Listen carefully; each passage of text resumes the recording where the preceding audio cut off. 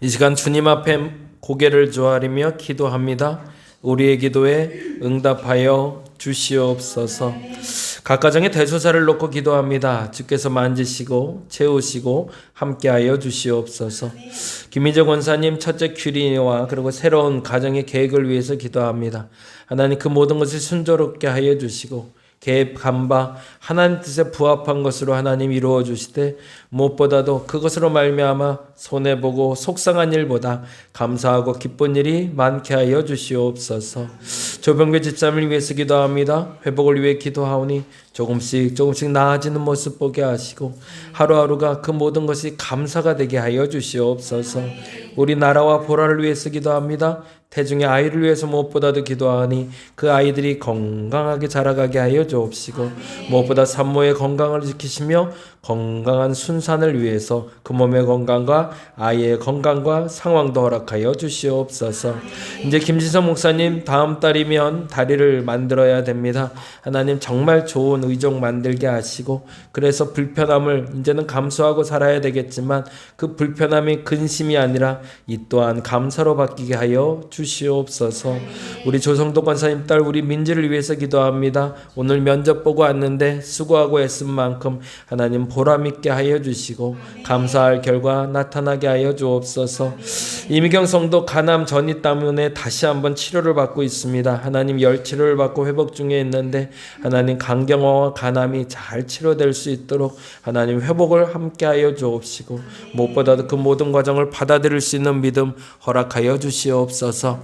우리 안은경 원사님 12월에 철심 제거해야 됩니다. 깨끗이 아물게 하여 주시고 제거한 이후에는 더 튼튼한 다리 허락하여 주셔서 주일에 심쓰는 다리 갖게 하여 주옵시고 이후로는 더 이상 근심이나 걱정 없도록 그 몸의 건강을 지켜 주옵소서. 문정난 성도 이석증을 위해서 기도합니다. 잠자리가 불편합니다. 하나님 이석증이 나을 수 있는 기회와 여건 허락하여 주시고 깨끗이 낫게 하여 주옵소서. 우리 박현숙 권사님 10월 9일날 퇴원해서 교통사고 후유증 없게 하시고 하나님 회복에 근심 없게 하시며 모쪼록 알게 된 모든 부위도 깨끗이 다 병원으로 치료받으며 회복되게 하여 주시옵소서. 무엇보다 간절히 원하옵기는 우리 혜린이를 위해서 기도합니다. 지속적인 관리가 필요한데 그 몸에 이상 증세가 있을 때마다 가장 먼저 하나님께 나아가게 하여 주옵소서. 그리고 하나님 만져 주옵소서. 하나님 치유하여 주옵소서. 문제를 해결할 방법을 반드시 하나님 알고 계신 줄 믿사오니 그 방법을 알 수 있도록 우리가 지혜롭게 하여 주시고 내 방법만 고수하는 것이 아니라 하나님의 방법을 알아 고쳐가게 하여 주시옵소서. 원하는 것 많고 구하는 것만 많았으나 그러나 그 모든 것이 하나님 마음에 합하기를 원하오니 하나님 당신의 방법 알아 당신의 뜻대로 우리의 삶을 지배하시고 이끄시사 가장 좋은 삶이 그 삶인 줄 믿사오니 그 삶을 인정할 수 있는 우리가 되게 하여 주시옵소서. 오늘도 감사합니다. 고마우신 예수 그리스도의 이름으로 기도드립니다. 아멘. 아멘. 불 켜주시고요. 사무엘상 2장 말씀 같이 보겠습니다. 2장 30절에서 35절까지 말씀이 됩니다.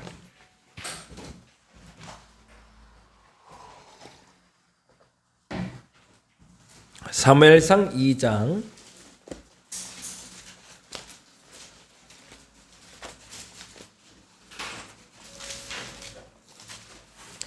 30절에서 35절.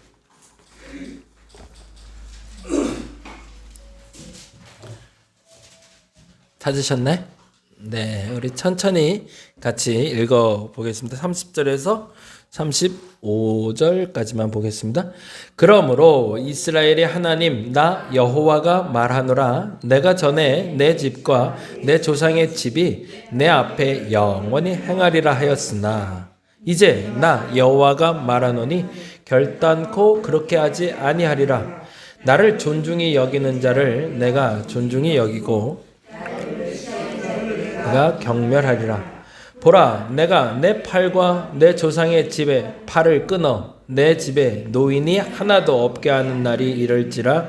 이스라엘에게 모든 복을 내리는 중에 너는 내 처소의 환난을 볼 것이요 내 집에 영원토록 노인이 없을 것이며 내 제단에 내가 끊어버리지 아니할 내 사람이 내 눈을 채잔하게 하고 내 마음을 슬프게 할 것이요 내 집에서 출산되는 모든 자가 젊어서 죽으리라.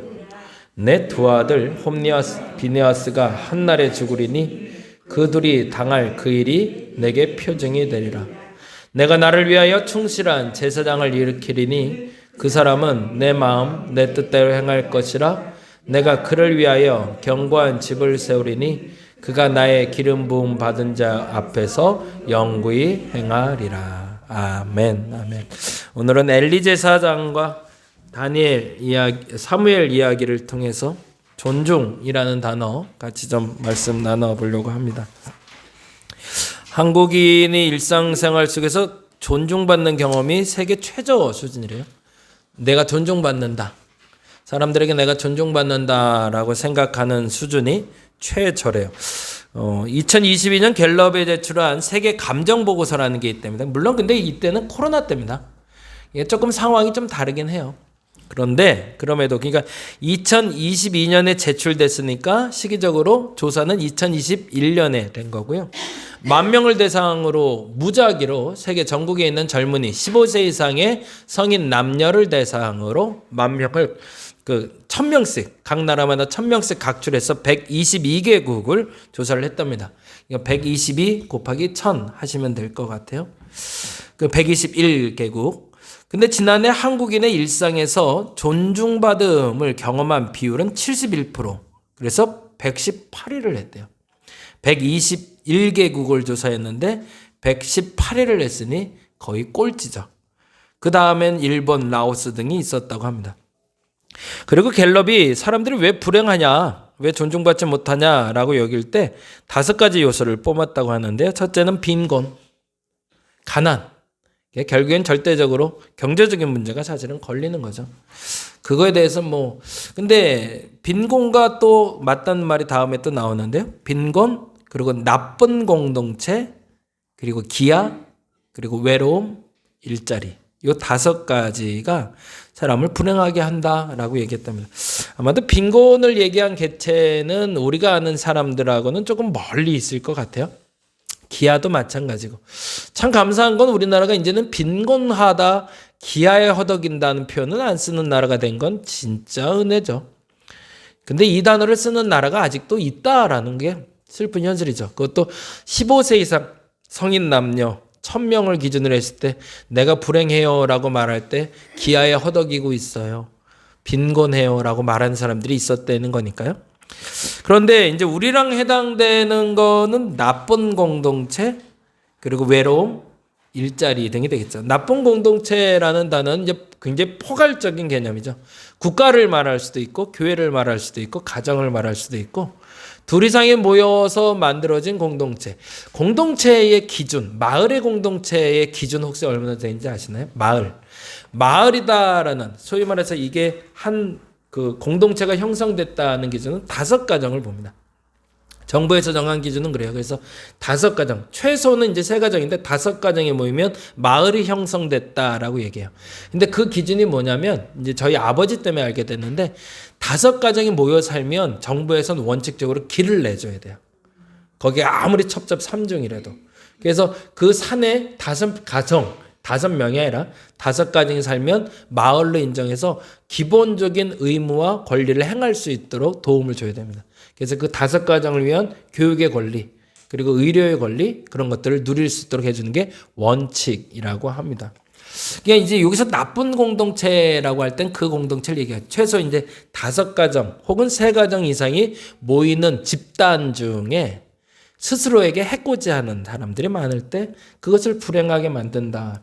그러면 이제 작은 공동체인 교회도 역시 소속이 되겠죠. 그리고 외로움.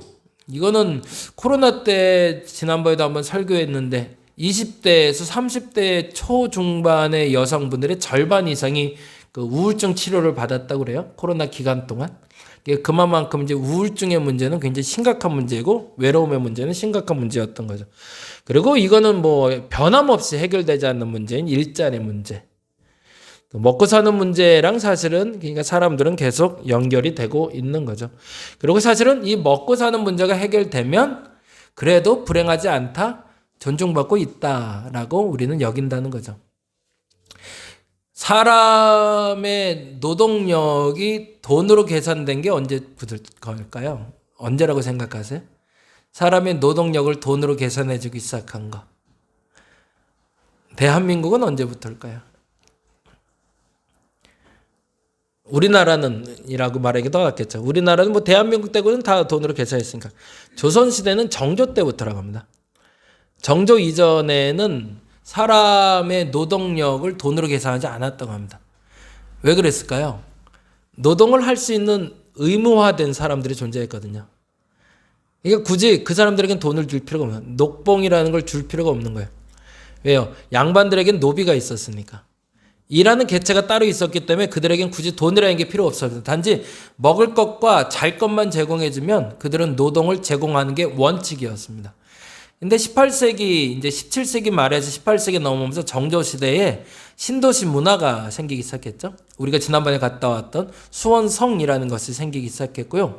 그래서 우리나라 조선시대 최초의 신도시가 만들어진 건데 그 신도시가 만들어질 때 드디어 돈을 받고 일하는 일자리가 만들어지기 시작했답니다.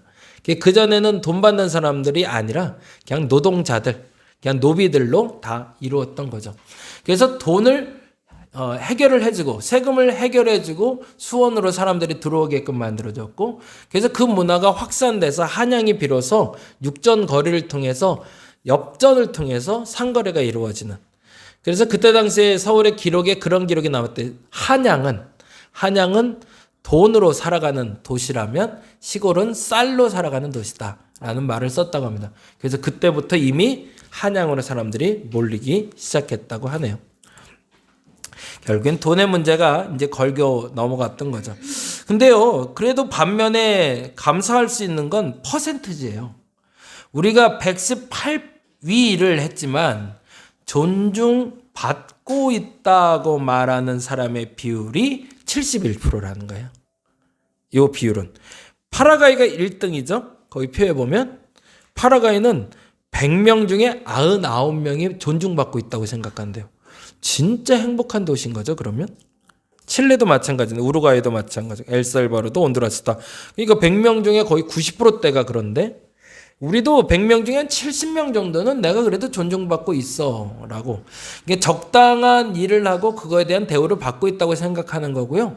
스스로 우울증을 해결할 공동체를 가지고 있다라고 말하고 있다는 겁니다. 그러면서 굉장히 전 세계적으로 잘 살고 있는 거죠. 한국으로. 근데 그럼에도 불구하고 우리가 존중받지 못한다는 때는 있으니까 절대적으로 계속 존중받고 있는 게 아니라 어느 시점에 내가 존중받지 않는다라고 여겨질 때가 있는데 그때가 언제일까라는 거죠. 1, 2, 3, 4번으로 제가 요약을 좀 해놨는데 이제 심리학적으로 이렇게 표현을 한대요. 조금 구분이 조금 까다롭긴 한데 한번 볼까요? 존중받는다라고 사람들이 여길 땐 이 네 가지 조건이 충족될 때인데요. 이 네 가지 중에 하나만이 아니라 조금 더 의미가 깊어집니다.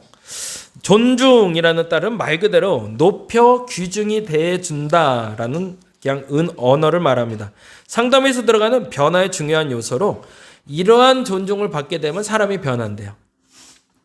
그러니까 우울한 사람, 어렵다, 불행하다는 사람을 존중해주면 그 사람의 삶을 바뀌게 할 수 있는데 어찌 보면 그게 교회의 가장 큰 역할이죠. 그 사람이 존중받고 있다고 만들어 주셔야 됩니다. 그게 이제 우리의 역할이죠. 첫째, 1번 적어볼까요? 인간이기에 그 자체를 긍정해주는 사랑을 말한답니다. 그게 존중이랍니다. 그냥 인간을 인간으로 받아들여주는 겁니다. 이걸 직설적으로 표현하면 외모를 격화시키거나 외모 가지고 판단하지 말라는 얘기입니다. 그냥 첫인상이라고 보여지는 키가 작아, 키가 커, 뚱뚱해, 날씬해, 눈이 째졌어, 눈이 커, 쌍꺼풀이 있어, 없어. 그게 기준이 될 수 없다.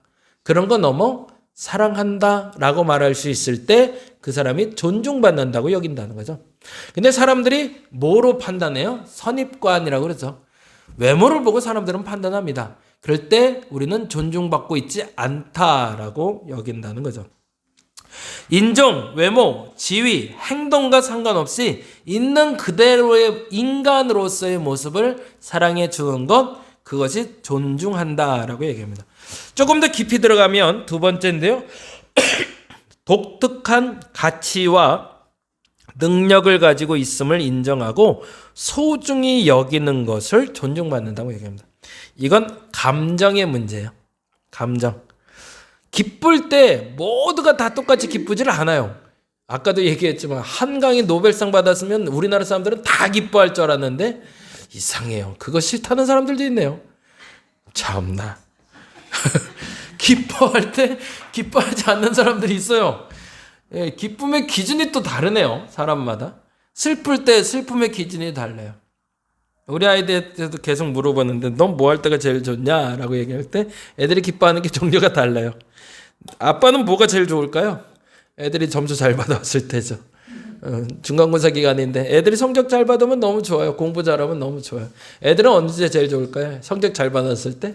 아니요, 그거 끝나고 게임할 때. 그렇죠? 기쁨의 기준이 달라요. 뭘 할 때. 근데요, 존중한다는 건 그걸 얘기한다니까요. 그 사람이 기뻐하는 걸 기뻐하며 할 수 있도록 인정해주고 믿어주는 것. 그것을 존중한다고 얘기한다면. 그럼 이쯤부터 우리가 싸우는 이유가 사실은 나와요. 불편해지는 이유죠.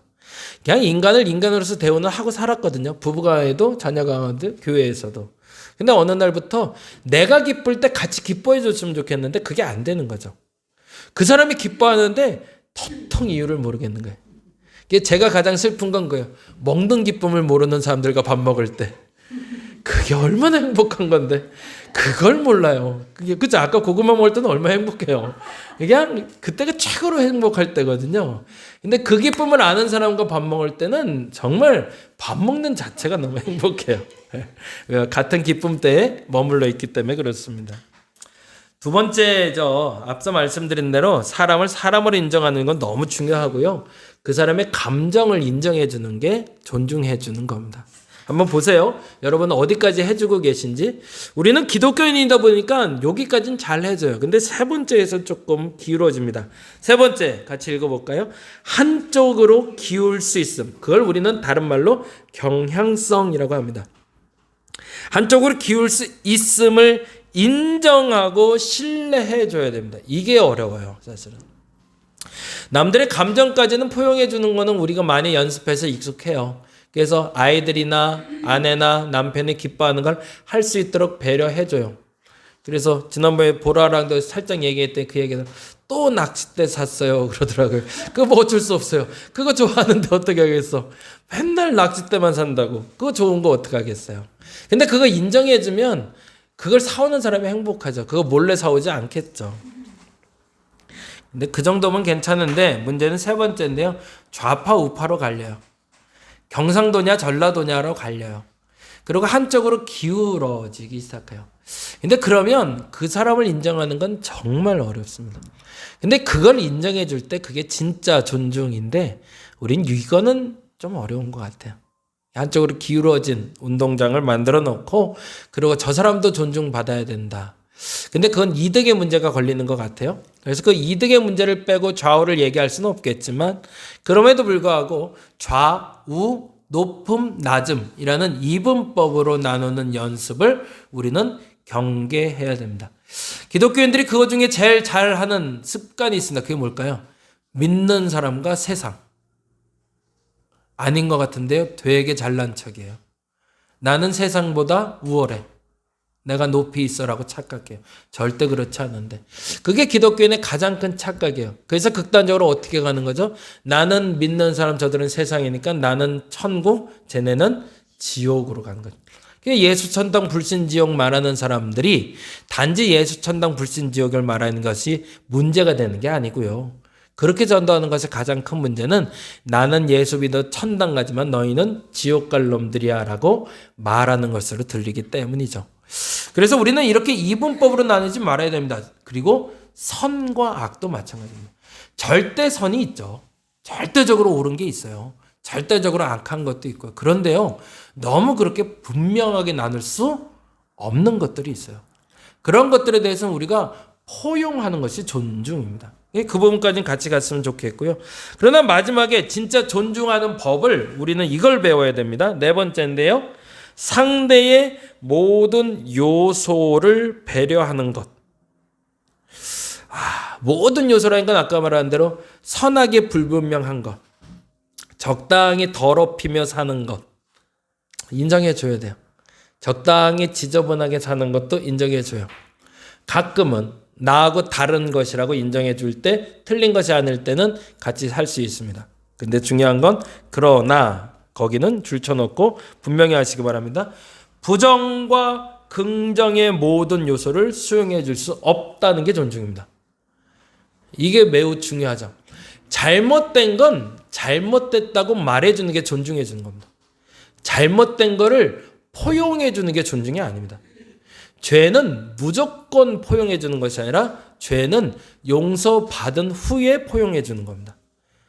이 부분을 그리스도인들이 또 착각을 해요. 그래서 모든 죄인을 그리스도께서 사랑하셔서 용서해 주셨다는 걸 알기 때문에 우리는 모든 죄인들을 사랑할 수 있어야 됩니다. 그러나 그 죄를 인정하고 용서를 구하는 자들이라는 전제가 있어야지, 그 죄에 대해서 자각하지도 못하고 인정하지 못하는 자를 무조건적으로 사랑은 아니라는 겁니다. 더 정확한 사랑과 존중은 부정은 부정이라고 말해주고 긍정은 긍정이라고 말해주는 심입니다. 안타깝지만 오늘 본문에 엘리 제사장의 거림받은 이유가 나옵니다. 그 이유가 이렇게 얘기하고 있네요. 2장 30절에 읽어봅니다. 그러므로 이스라엘 하나님 나 여호와가 말하노라, 내가 전에 내 집과 내 조상의 집이 내 앞에 영원히 행하리라 했어. 이 말이 너무 중요하죠. 내년의 본문이기도 해요. 내년엔 계시록하고 이 말씀 가지고 같이 나눌 건데요. 내 집과 내 조상의 집이 내 앞에서 영원히 행하리라고 약속받았대. 언제? 엘리가 젊었을 땐. 굉장히 멋진 사람이죠. 그러니 얼마나 열심히 살았을까? 그때 당시에 대제사장으로 살면서 90세가 넘도록 그 자리에 있었다는 말은 그만큼 오랜 기간 동안 존중받고 사랑받는 제사장이었다는 겁니다. 그리고 사사였다는 거죠. 엘리는 그만큼 위대한 사람이었습니다. 그런데가 붙죠. 행하리라 하였으나, 그 다음에 이렇게 해요. 이제 나 여호와가 말하는, 과거에는 너에게 이렇게 말했지만 나는 너 절대 버리지 않을 거야. 너와 영원히 함께 할 거야. 라고 말했으나 지금은 달라졌어. 왜? 결단코 그렇게 하지 않을 거래요. 와, 이게 무섭죠. 이거 여러분에게 경각심이 되시기 바랍니다. 과거에 아무리 잘해봐야 아무 소용없어요. 지금이 필요합니다. 그러니까 엘리가 잘못했다는 얘기가 아니에요. 과거에는 잘했다는 얘기예요. 그런데 결단코 그렇게 하지 아니하리라, 나를 뭐 했대요? 존중히 여기는 자를 내가 존중히 여기고 나를 멸시하는 자를 내가 경멸한대. 그러면 여러분이 한번 생각해 보시죠. 엘리는 하나님을 멸시하고 존중하는 태도가 어디서 드러났을까요? 그걸 찾아내면 답이 나와요. 앞서 말씀드린 대로 그랬어요. 존중받는다는 건 뭐죠? 그냥 그 자체를 인정해 주는 거예요. 다른 것도 인정해 줘요. 그리고 기뻐할 때와 슬퍼할 때 알아주는 게 존중해요. 그렇게 살았던 거예요. 근데 이 사람이 한 가지를 못했어요. 마지막 하나. 그 자녀들의 부정에 대해서 긍정해 줬어요. 너희들 그렇게 살면 안 돼는 얘기할 줄 알았어요. 그런데 막질 못했죠. 그리고 그들의 삶이 방종으로 살아갈 수 있도록 방치한 것이 이 사람의 가장 큰 죄가 됩니다. 그러니 내가 너를 용납하지 못하겠다고 얘기하는 겁니다. 어찌 보면 엘리 스스로 그 개인만 봤을 때는 문제가 되지 않는 사람이었던 거죠. 그러나 그가 지도자의 자리, 아버지의 자리, 더 정확히는 믿음의 선배의 자리에 있었을 때 믿음의 선배로서 사람을 존중하는 가장 위대한 방법을 그는 놓쳐버렸던 거죠. 그 방법이 뭐였냐면 잘못했으면 꾸짖는 겁니다. 그리고 고칠 수 있도록 단련시켜주는 게 맞다는 거죠. 근데 그거를 눈 감아준 죄, 그것을 방치한 죄, 그것을 하나님은 나를 멸시했다는 표현을 쓰셨고 내가 그를 경멸할 거라는 표현을 쓰고 계십니다. 여기에 여러분이 자각됐으면 좋겠습니다. 내 자녀도 마찬가지인 겁니다. 그리고 나 자신도 마찬가지인 겁니다. 지금 내가 하나님께 존중받고 있는 것에 대해서는 감사할 수 있어야 됩니다. 그런데요, 그 마지막 순간에 하나님이 나에게 이렇게 말할 수 있다라는 경각심을 가져야 됩니다. 나는 그토록 너를 사랑했건 너도 내가 영원히 기억하리라 하였으나 이제 내가 다시 말하는데 너를 내가 버릴 것이라고 말할 수 있다라는 겁니다. 하나님의 사랑은 영원합니다. 근데 그 영원에 전제가 있습니다. 하나님을 존중히 여기는 자를 하나님은 존중해 주십니다. 그리고 하나님을 멸시하는 자는 하나님은 경멸하신다고 합니다. 이 말의 분명한 뜻을 알아 그 뜻대로 저와 여러분이 실천할 수 있기를 간절히 바랍니다. 잠시 기도하겠습니다. 하나님, 당신 앞에 살아가는 오늘의 경각심을 갖게 하여 주옵소서. 세상이 무엇을 말하고 세상이 무엇을 행동하는지도 중요하지만 그것을 바라보는 나의 시각이 분명해야 됩니다. 아닌 건 아니라고 말할 수 있는 용기를 가진 사람이 되어야 합니다. 그리고 아닌 걸 방치하는 사람이 되지 말아야 됩니다. 그런데 안타깝게도 우리는 아닌 걸 방치하고 맞는 거는 옹호해 주는 것이 잘하는 것. 그냥 두루두루 좋은 게 좋은 거라고 생각해 왔습니다. 아닙니다. 아닌 건 아니라고 말할 수 있는 용기를 내게 허락하여 주시고 엘리가 버림받았던 가장 큰 이유가 무엇인지를 알아 내 자녀들에게 가장 옳은 것을 가르칠 수 있는 부모가 되게 하시며 우리 교회에서 가장 옳은 것들, 바른 것들을 실천할 수 있는 본이 되는 어른이 되게 하여 주시옵소서.